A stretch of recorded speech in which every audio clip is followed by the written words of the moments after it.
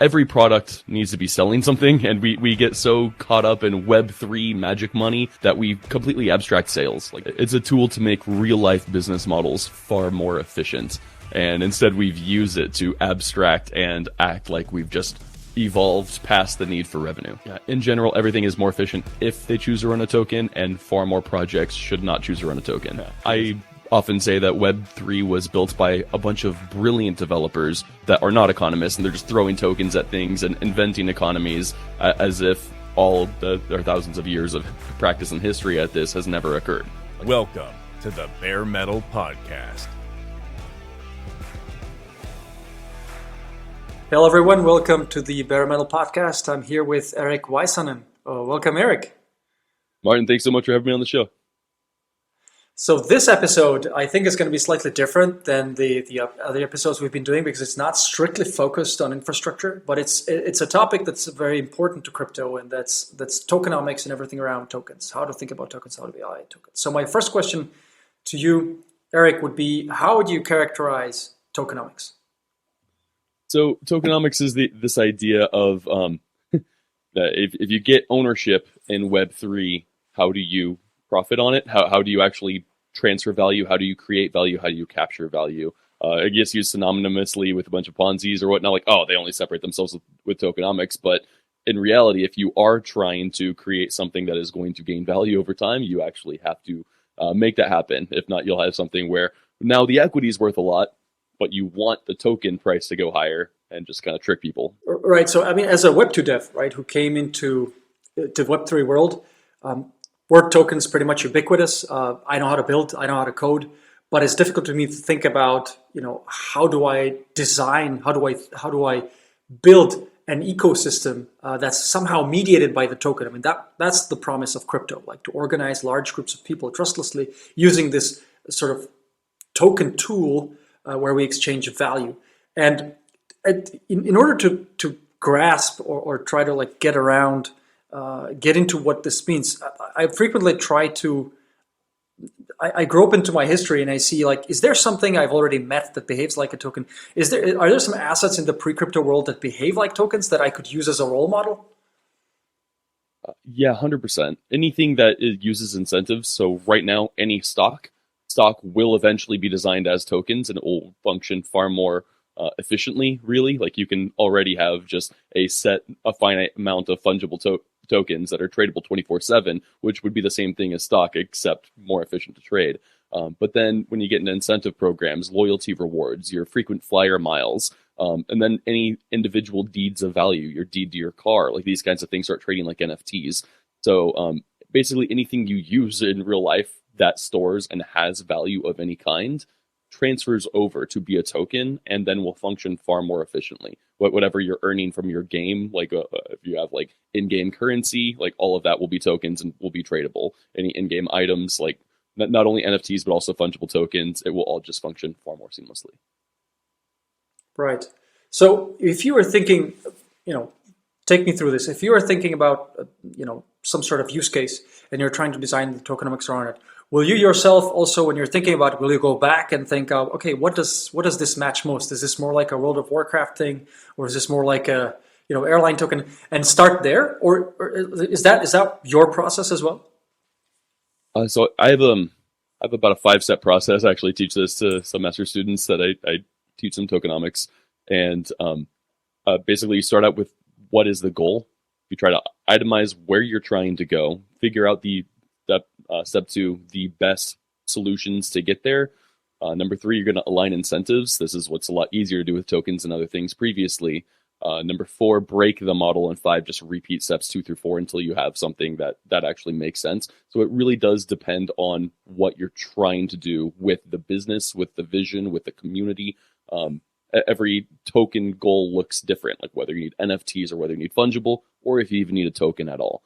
But if you can use token as an intermediary for transferring value in a way that's more efficient, or in a way that aligns or creates incentive alignment, then it should, in general, be more efficient than not launching a token.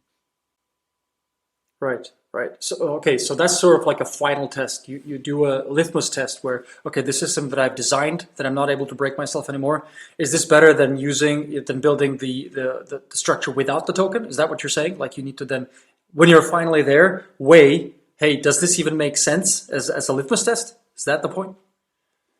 Yeah, a lot of it. And when you're just choosing like, oh, well, like how should we design it at all in general? Really, every product needs to be selling something. And we get so caught up in Web3 magic money that we completely abstract sales. Like teams don't have sale departments. They don't know what they're selling. And a lot of it, it's because they're not actually selling something. And they have to if they want their token to gain value. Like if you're layer one, you have to be like, you're selling block space. You're selling the network effects that come with it. And if you're not capitalizing on those sales efficiently, then your product is going to fail. Like there's no way around it. Ethereum is selling the block space on the Ethereum blockchain, and they commoditize it really well. But then a lot of general purpose layer ones with really high inflation and really low gas fees, like they don't even if there was high transactions, like they're not actually commoditizing the block space properly. It wouldn't drive value to their token, and then without value to their token, they're not going to be able to keep paying for their team. So eventually things just kind of fall apart. So it's really itemizing what it is that you're selling, making the sales process as efficiently as possible, and then using the incentives to drive people towards what you're selling to really maximize that. So it sounds a lot like, one first needs to get their ducks in a row old school style, meaning I'm selling this is the value, etc., and then design tokenomics on top. Tokenomics is not a magic replacement for that work that you have to do on the biz dev and on the sales side, and doesn't get you to magically like earn money in crypto. What you're saying is that it's a structure that's built on top of all these considerations, and there is an extra work involved in building that properly. Yeah, it's a tool to make real life business models far more efficient. And instead, we've used it to abstract and act like we've just evolved past the need for revenue. I think that's a really interesting take, at least for me. So let's move to the question of what makes a good tokenomics expert, or what makes somebody good in tokenomics. What are the skill sets you'd say a person needs?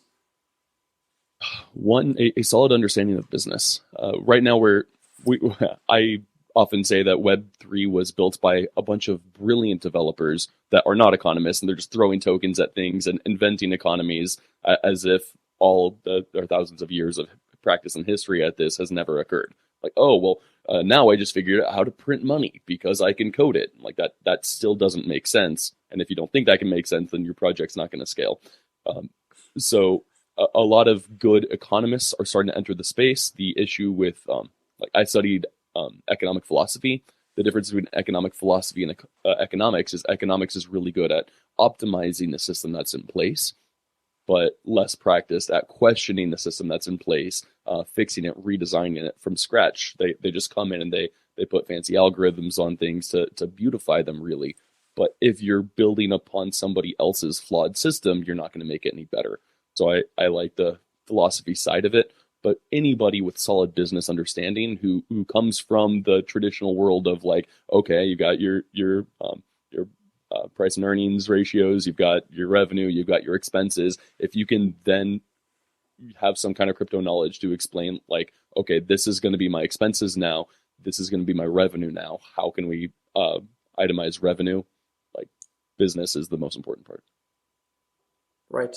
So again, we're back to you can't get around the sort of Web2 world of understanding what exactly you're selling to whom, why do they need it, when do they need it, how much do they need it, etc. So the token, again, if I have all of this, I always think of, when I think of crypto economics, I think in terms of something like, hey, Uber on-chain, right? So and it's always this like, could I align like the Uber drivers and the Uber riders and the management of the company, everyone using a token? That's sort of, I guess, like a prototypical example of a marketplace, hopefully optimized by a token. What you're saying is that designing the tokenomics for something like this is definitely not where somebody should start. Because it sounds, aligning several parties and it means understanding all these like intermediate relationships, right? So are there a set of exercises, or is there like a book reading list? Like how do you start about studying this stuff? If you're a developer, is it possible for me to go and study topics around this? Um, there is not very much quality content. More written content's coming out. I haven't been super impressed with it lately. Um, Honestly, go out and find the economic papers for whatever projects you're most interested in. Talk about or like read into like what the supply is and then how the inflation works. The TGE matters a lot less. People assume like, oh, tokenomics is just like the supply and the emissions.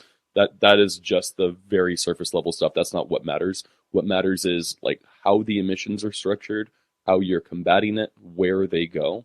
And the goal of this is to use perpetual inflation to decentralize perpetual costs. And like in economic philosophy, like there's tons and tons of different grounds from this, from monetarism, from market socialism. The idea is you print tokens, which dilutes the value in theory. You print tokens to give to whoever you have to pay. That way you don't have to pay them dollars out of your pocket. And that way it really lowers your overhead. And then you need to be using the success of the protocol to then combat the dilution that's being experienced.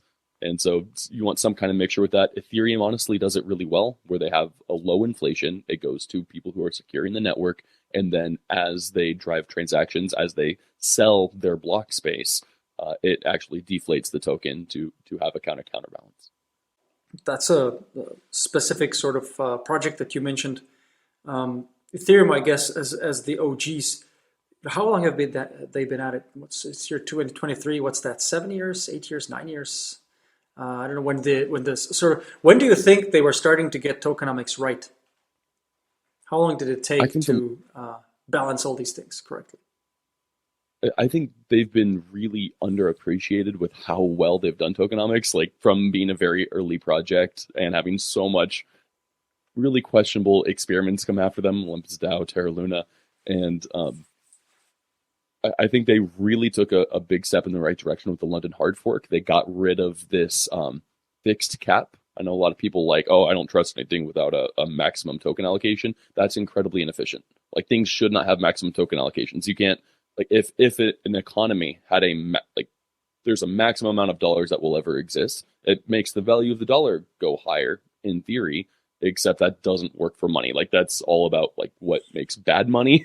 Because now people wouldn't want to spend their money to invest in research and development. You actually want whatever the currency is to be consistently devaluing. You just don't want it devaluing too quickly. And so like Bitcoin does not make sense as a long-term global money, which pisses off Bitcoin maxis. Like just it doesn't.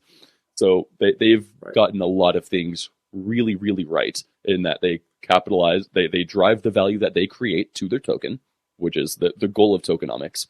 And and really just turning over uncharted territories. So that's maybe a really good way to think about this as well. Like, what it feels like, what you're saying is one needs to, first of all, be clear and make a decision on what is my token supposed to be. Is it supposed to be a sort of like a capture of value, or is it supposed to be a monetary medium, which have completely different requirements, right? If I'm trying to design something as a store of value and it keeps going up, that's probably reducing the velocity of the medium in the economy, because I don't want to, as you said, I don't want to get rid of it. So what are there types of tokens like beyond this? Are there other types of constructions that make sense? Yes, there are. I'm actually, and a lot of people are talking about soulbound tokens right now with NFTs that are untransferable to do things like badges. I'm actually really interested in non-transferable fungible tokens, things like loyalty points that can be added and redeemed for different things, but not transferred or like openly sold. Very really cool things that can be done there. But in general, I think that most types of tokens should eventually exist as this kind of counter-inflationary model that I've designed the projects I work with as, and that is starting to become more popular. Just because if you did have something that was just meant to gain value, but it didn't have this kind of inflation, then you're in no way, shape, or form actually lowering the cost. You're not actually driving down that perpetual cost or decentralizing that, which is in tokenomics, you want to be able to gain more value and like have less cost. If you all share in the ownership of Web3 and we all win together, then we should all be experiencing the cost together. And we are. Just people don't understand that. Really high staking rewards only going to stakers isn't like, oh, we're securing the network. It's covering the cost for infrastructure provision in a way that's usually suboptimal. So when you rethink that emissions are payments, and then like you then have to have sales to combat it, it will kind of change your thesis on like what actually is security, what actually is expenses. Right. So security and infrastructure is sort of closer to topics that I'm that I'm more slightly more knowledgeable about. Let's look at, you mentioned Bitcoin, right? So Bitcoin has a hard cap and there are emissions which are halving every 4 years. And at some point, the emissions are going to get pretty low. And the idea was that Bitcoin value is going to go so high that it's going to cover those infrastructure costs. But it feels like it's by no means assured. Like, what's your take on sort of like Bitcoin security, short term, long term? I think that Bitcoin's going to go over the 21 million cap, and I know it's heresy to think that, but in reality, like it's not going to get by just on fees. It is too expensive to run. It would require everybody to run the node at a loss, which is possible if it's enough of a network good. Then great. But I think Bitcoin is a good store of value, which makes it a terrible money. And so I'm not a like Bitcoin's going to take over as the next global reserve currency type of guy, because it doesn't make sense at all as a currency. So I think that eventually it will maintain a low level of emissions and go past the 21 million cap, and then everyone will be really sad. Okay. So do you think it's possible for Bitcoin to keep working while maintaining the cap? Like, it feels to me there's sort of like a limit to zero or limit to infinity situation. Like, what would have to be true? Like, Bitcoin would have to go up all the time at a certain rate that counters the lowering of the emission. Is that even possible? Does that make sense? No, honestly, it doesn't. At this point, you're giving like individual parties more power than the United States, than China.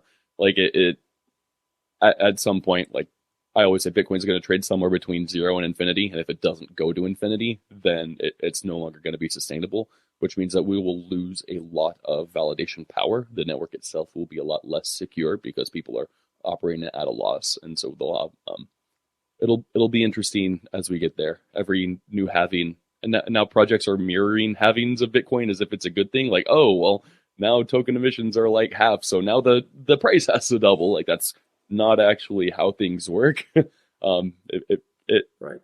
So there's this popular stock to flow ratio sort of model, right? Which is where this thinking comes from, if I understand correctly. Yeah. The issue is it's assuming that like inflation is sell pressure, which is true, but so is the entire token's existence. You're not actually creating less sell pressure. You're still always creating more sell pressure, because the entire existence of all the tokens that have come before it is perpetual sell pressure. So it has worked because people assume it's going to work, the same way technical analysis works because so many people are trading to make technical analysis work. I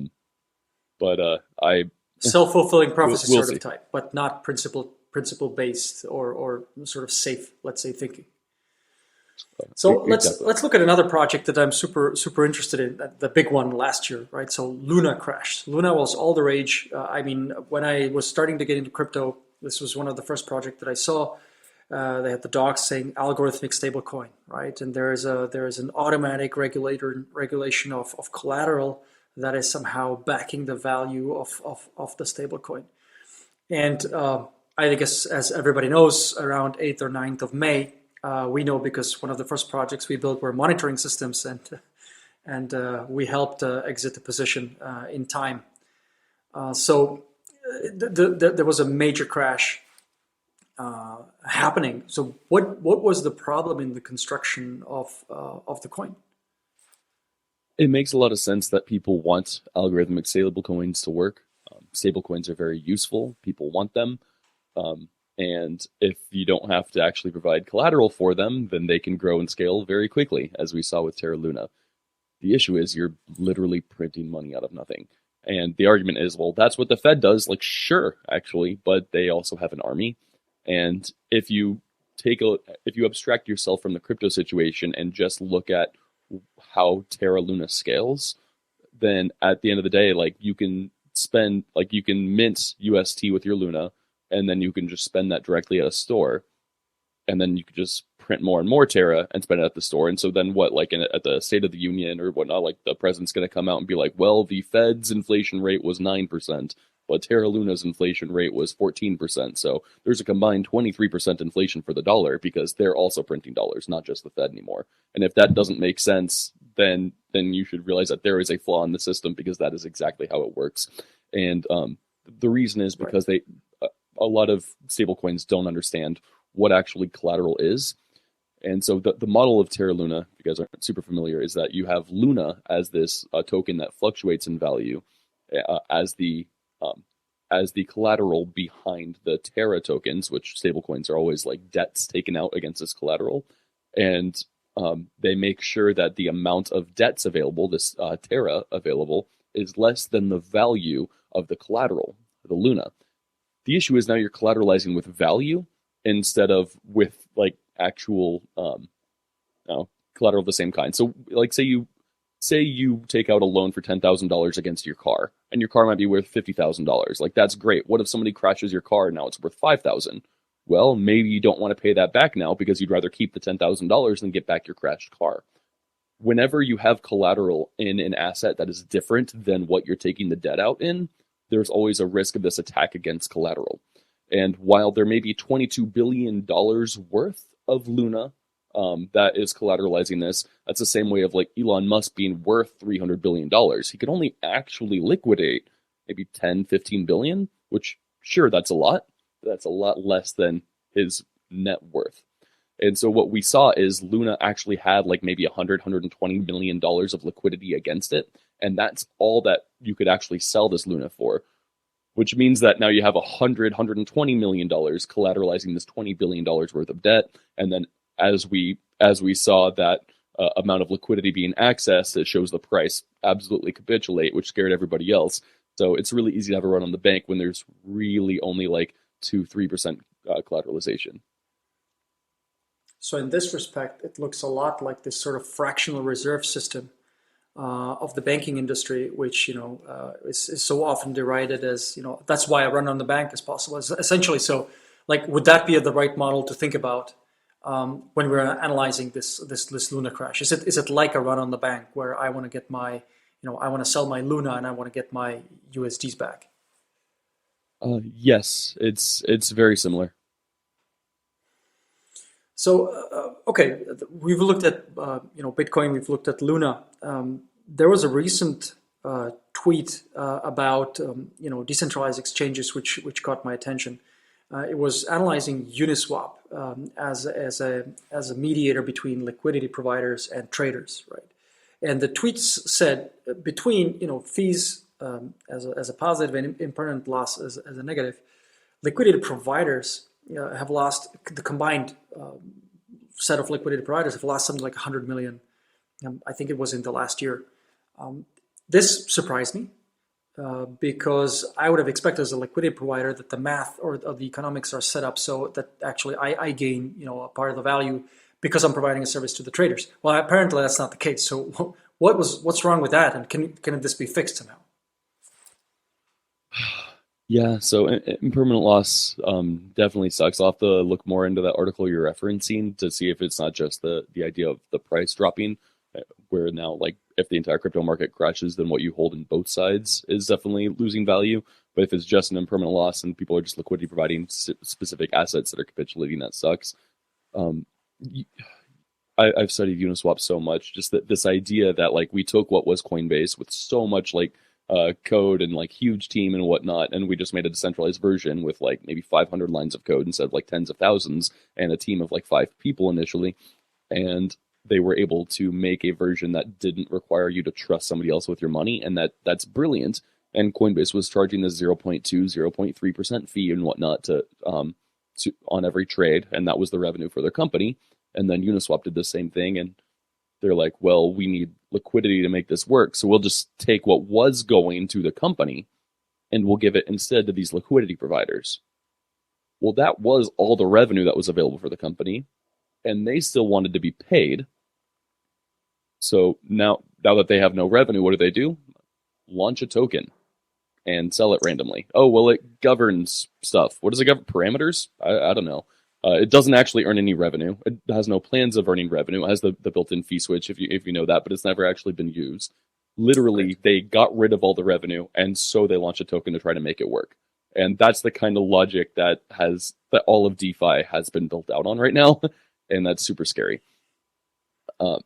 So yeah, liquidity providers. So essentially, the Uni token has value because people believe it has value. Like what you're saying is, there's nothing necessarily propping up the value of the Uni token except like faith in the Uniswap team and exchange. Yes, it is a big misconception that the value that they created is captured by their token when it's not.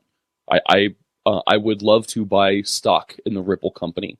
I would love to buy stock in Uniswap where I could have more control of their intellectual property and whatnot. Because since they didn't properly drive the value that they created to their token, the value is going somewhere. And so on Uniswap, like, yeah, the little bit of revenue that's enough for a team might not be enough for like all liquidity providers. It's up to the individual LPs to kind of see if there is enough trade volume. So you want really high volume and really low liquidity because they don't actually profit from their liquidity. And it's a mess, and a lot of it's not very sustainable. That's why I built Astrovault, a new type of AMM that actually does earn rewards from its liquidity directly, and has different types of pools where you can have better price of risk assessments. Where if you don't want to like be at risk of a permanent loss, you could do pools that don't have it. Yeah, so but in general, like, can you explain the structure of these pools? You're saying pools, so I'm guessing there are multiple pools. Can you sort of take us through how you're thinking about the design of this DEX and why, like, how does that contrast with, say, the Uniswap design? Yeah, so the original Uniswap design, the product market curve, basically it's X times Y equals K, where the price of either token can go to infinity. We've got pools that are just like that. A lot of people say they're inefficient. They are much safer. You need a kind of ground pool like that. You can't just jump straight to concentrated liquidity. Way more like makes way more sense, but your token has to trade within like this 5x price range. And what happens when it doesn't? Like, well, now it's 0 and we have no access to liquidity. No one wants to seed it. So you do need these kind of like X times Y equals K base pairs. But then we also have 1-to-1, like the most efficient ever 1-to-1 stable swaps, where now you can have USDC, USDT, probably not Terra, but whatever stable coins you want that will trade seamlessly, exactly 1-to-1 with very low fees and also trading incentives to make up for the fees. But we built those specifically so that we could migrate between the non-auto compounding staking derivatives we use and the native tokens. And by using non-auto compounding staking derivatives, basically we're able to earn from the inflation of the layer 1 tokens we host. Which is we actually earn revenue from our liquidity, and then the rewards perpetually keep those pools trading seamlessly.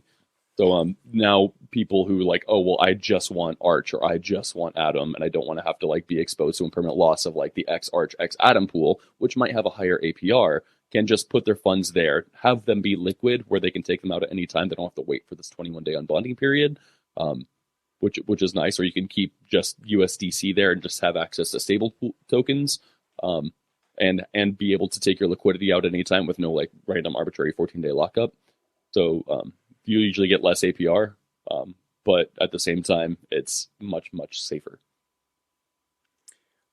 I was trying to pretend I got all that, but honestly, I didn't. So let me rephrase the question another way from the perspective of me as a user of the pool, right? Let's say I want to be a liquidity provider on like that stable swap DEX, on the stable swap pool. So I will, I grab, USDC and USDT and I add them to the pool, right? Now, how do I get rewarded? When do I get rewarded? What happens if there's no more USDC in the pool? Like the pool can obviously like fluctuate both ways, right? But so somehow you guys have to stabilize the pool, and somehow I need to be able to be rewarded. And do I have to accept USDT or USDC? Like where's the trade-off? It's got to be something, right? Yeah. So it's single-side liquidity. You don't need to get all sides of the assets. You can come in with USDC or USDT and deposit it. Mm-hmm. But yes, when you are in the pool, you are exposed to all of the assets in that pool. So if it's USDC, USDT, BUSD, those numbers won't be balanced evenly. And then if you try to withdraw liquidity in the side that there's the least of, there could eventually be like a slightly higher fee. As well as traders are trading in and out of the pool, it'll actually be profitable to trade from the like lowest source pools to the highest resource pools. That way you're actually balancing it. That will be profitable. Meanwhile, while you trade and unbalance the pools further, the fee will be a little bit higher exponential, and the fee remains in the protocol as protocol and liquidity. So it's impossible to actually completely deplete a pool. The fee would go up to 100% before then. If Terra was live during this, then like our protocol would have actually profited a ton of USDC and USDT during the collapse, but liquidity providers who would have had access to a pool that included UST would have been hurt. So again, you'd only do it in a pool of stable coins that you're comfortable having exposure to. And because of that, we'll have fragmented pools where a lot of these new stables that are coming up, which in general, I'm not a fan of. I think most stables are leave a lot to be desired. You can kind of control your own risk profile with exposure. Okay, so those are the stable swap pools. What about the let's say the more vanilla AMM type pools? Have you guys changed how these work? I mean, I get that you're probably like keeping to the XYK equation, but have you guys changed sort of the incentives or the rewards for liquidity providers to make this more tenable? Or do these pools need fixing or not? There are ways to better them. We're starting with just the two types of pools, the stable swaps and the XMY equals K. We will add order books, and we will also add different types of concentrated liquidity pools and structured concentrated liquidity. So like we're going to continue expanding, but for right now it will be XMY equals K, and permanent loss will be a real risk. But when the rewards are pretty high, it can a lot of times people will choose to assume that it's worth it. With previous AMMs, right now you just see a massive cycle of AMMs. They onboard, they have super high APR, people come in, the token goes to zero, everyone leaves, moves on to new AMM because none of them have been built sustainably. And if any larger projects were to come and like build their liquidity into them, they would absolutely destroy the protocols because they're not built sustainably. With ours, like there should be decently high APR, but our token's actually justified by owning a treasury that is constantly growing from the liquidity and from the trading that takes place. So we will give rewards to users who are liquidity providing in these XMSO equals K pools or Nebula pools. And then with our rewards, it's not just some random governance token that governs parameters. You can stake it to earn layer one assets, as well as to vote in those layer one protocols themselves. You can do governance proposals to spend other assets that are from the treasury, not just like, oh, well, we print more of our own token and you can spend our own token. It actually governs something. It actually has revenue. And then you can do your own cost benefit analysis on like, does this revenue justify this market cap? Instead of when you do that with current AMMs, the revenue is always zero and the market caps are usually pretty high for a while. Right. So do I get that right, that you are not intending to sort of incentivize initial activity in the AMM pools by sort of like a time-dependent reward, which seems to happen to bootstrap these new pools, and other dexes such as Osmosis. You guys are thinking of building a sustainable level of rewards over time that don't incentivize people to come in with liquidity and then withdraw the liquidity. This is the thing you were trying to prevent. Am I reading that right?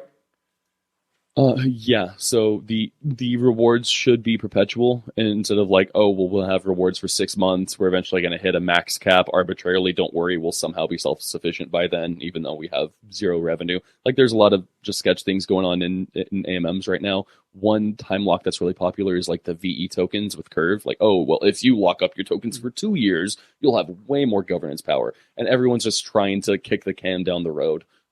Before you realize that their tokens just don't make sense. They don't capture value. They create some of them that are post money. They have hardly any revenue and doesn't nearly justify the actual valuation. And so we in general don't like arbitrary lockups because we don't have to. We have a more sustainable model. And if somebody comes and tries to copy what we do, plus add more of the Bonzi stuff, they're welcome to. But we'll have a nice first mover advantage. I mean, all of this stuff, like we've looked at several projects. If I put my developer hat on and think about, how would I innovate? How would I play in this game? So one option we discussed is, yes, find somebody who understands more of economics. You point out economic philosophy as an area. I didn't even know you could get a major in that. So I guess that shows my ignorance about economics. But my question I guess here would be, how do I get better as a developer at this? How do I even know that I'm unable to evaluate something, or I gain more confidence in understanding, hey, can I talk about this, or can I evaluate this, or can't I evaluate this? Because if you are a developer and you're thinking about use cases, all of this really trips you up, right? If you're thinking, yeah, I could do X, Y, Z, and let's say I do this loyalty coupon thing for a network of drugstores. I don't know, let's say drugstores, right? And I want to build a loyalty token, and then you start thinking about the tokenomics. How would I create the market for this? It's really, it trips one up. So, is there a way for developers to go through some sort of like training program, or is it impossible to design one? How do we start? There are a couple of templates circling LinkedIn for like people to create your own tokenomics page, but again, that would just be like figured out TGE and initial emissions type stuff, and it's just based on what's been done, not by what makes sense. But unfortunately, like we are still really, really new. But in general, if you're a developer, if you have an application idea and you're just starting out, my recommendations: one, eat a big piece of humble pie. Don't pretend like you randomly figured out how to rebuild money, or how to solve all global economic crises by yourself. Like you didn't, and that's okay. Like number two, then figure out what it is you're selling, what your product is. If you're building tooling, figure out a way to profit on tooling. Like Archway is doing a great job of that, but you need to figure out where you're going to earn your revenue from. And number three, just itemize all of the expenses that are going to be there forever. And if you're not really familiar with economics, it's going to be like paying for the team, paying for liquidity. That's always actually going to be a really big one. Why we built Astrovault, to solve that retroactively. Miscellaneous, like things like community pools or ecosystem funds, are usually just like miscellaneous buckets for whatever comes up. But marketing, security, infrastructure provision, whatever perpetual costs you're going to have, try to set up an emission schedule where the issuance of the token will pay for those indefinitely. And then I just argue that make sure that whatever the revenue is going towards, in some way, shape, or form, combats the inflation and those dilutive emissions. So one option that I think isn't really popular in crypto, and that's like using an existing token, right? Using somebody else's token. So, I mean, the underlying question here is, does your project need a new token? How do you think about that? Like, is there a way, is there a checklist, or is there sort of framework in which I can decide, hey, would my project be better off without a token? Or does the token complicate things and make them more dangerous? Or does the token actually help me? How would you think about that? That's a brilliant question. And a lot of projects don't need tokens. I look at OpenSea, like one of the most successful crypto projects, don't have a token. And right now, people usually launch tokens to be a Ponzi. I do believe that if done properly, every project could operate more efficiently with a token, but also then has more regulatory like trials and whatnot. Like there's not only exposure, like what's right, like regulatorily compliant right now, but also what will be regulatorily compliant in 5 years. And so part of what I do is like an analysis and then like pivot plans for as regulation eventually changes. But yeah, in general, everything is more efficient if they choose to run a token, and far more projects should not choose to run a token. Because if your project runs just as well without a token, then what are you doing?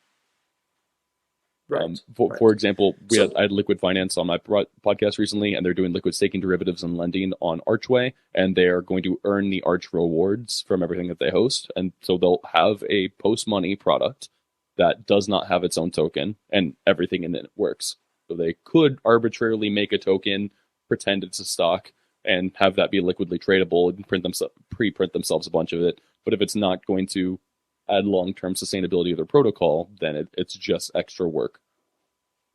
Right. So that touches the other, the sort of follow-on question that I had. So if I don't have my own token, I can either be directly selling something for tokens, like say I'm selling you a service, but as part of the transaction, you're going to pay me some atom or some whatever, right? But what other models have been explored for, let's say, app developers to make money, right? So one of them you just mentioned where you can actually earn rewards in the underlying base token, but that needs some sort of framework. So like, how does that work? So I'm also the tokenomics lead for Phi Labs, the core contributor to the Archway protocol, which was developed by a bunch of old ETH guys who wanted to build more apps on ETH. And they're like, man, like, why should I build on ETH and make these ETH whales richer? Like, if you follow the fat protocol thesis, like ETH is properly commoditizing the block space that I'd be having my customers use, and I don't get anything from that. So I'd rather build somewhere where like I get a piece of it. And so they built out Archway, and I've helped design it, where not only does 50% like on Ethereum 100% of the gas gets burned, on Archway about 50% gets burned, and 50% goes to the developers.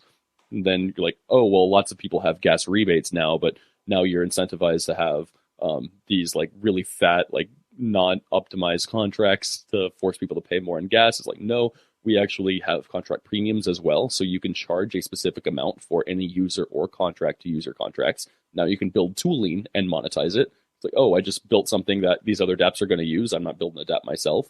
But as they use my stuff, I'm getting perpetual rewards for it, which is really cool. And we're also, since we want to long-term incentivize developers, like that is a cost to bring developers into our network. We properly decentralize that by having part of inflation reserved for the developers, so they can actually get remunerated up to 100%, and usually 100% of the gas spent on their contracts, plus the contract premium. And so now if you want to build, whether it's a dApp that hasn't previously been monetizable, now you can have custom monetization procedures in place with the premiums, whether it's tooling, like basically you have full control over how much you earn with every contract that you build, which is pretty cool. Right, so that, I'm going to put that in a box that's like, so usage-based compensation, right? Based on the transactions that are based on the number of interactions with the project, with the set of smart contracts to be more precise, I get remunerated on Archway. That's an interesting one. I've heard about one which I wanted to put forward here, which is that users can stake on apps. So it's actually, instead of trying to maximize the amount of usage, the quantity, the number of transactions that occur, to my protocol, I could try and incentivize users to stake sort of on my smart contract, just like now you can stake on validators to secure the network. And if there's stake on my protocol, I get sort of commissions, just like validators get commissions. Like, have you heard about this model before? Does it make sense? Yes, I've also helped with some stake to access model, and that's basically what like liquid staking derivatives are trying to unlock in the Cosmos ecosystem. Basically, we're trying to make what we can out of the system that already exists because we don't have the opportunity to redesign other people's systems. But in essence, groups are way overpaying for security and for staking to the point where it's really suboptimal. And so since that is where inflation is going, we're having to try to migrate all the different models to pay for everything out of that basket when really there should just be more baskets. So it's our way of just kind of trying to retroactively make a logical business model work with what was created. So, so you're saying it works. It's an interesting take. Let me try to summarize if I understand this right. So you're saying that liquid staking is a bolt-on to an existing model where staking rewards go essentially to delegators and to validators, which allows you to diversify or move those profits somewhere else. Yes.